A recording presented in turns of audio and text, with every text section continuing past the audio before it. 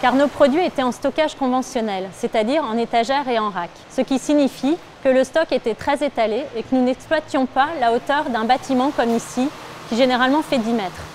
Ensuite, le process de préparation impliquait des déplacements des opérateurs et des ruptures de charge. Cette solution nous permet d'absorber des pics d'activité que l'on peut avoir annuellement ou de façon hebdomadaire, d'absorber nos futures croissances et enfin d'absorber un référentiel qui se démultiplie de plus en plus.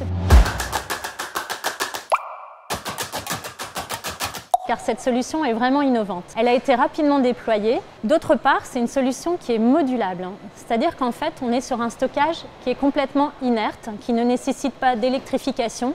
Donc quand on veut agrandir le stock, c'est assez facile puisqu'il s'agit juste de racks à rajouter. Cette solution présente aussi un intérêt. Elle est made in France.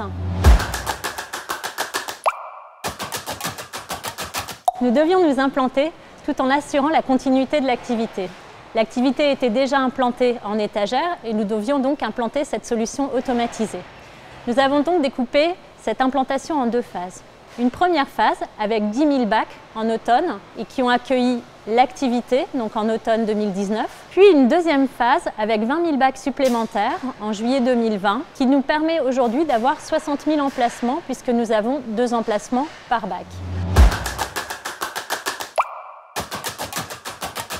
Comme cette solution est une solution goods to man, l'opérateur n'a plus à se déplacer. Nous n'avons plus de rupture de charge au niveau de la préparation. Nous avons des gains de productivité qui ont été multipliés par 4. Comme vous le voyez, aujourd'hui, nous exploitons toute la hauteur du bâtiment et cette solution qui était au départ manuelle, étalée sur 5000 m² au sol, donc sur l'ensemble de la cellule, aujourd'hui est concentrée sur 3000 m² de stockage.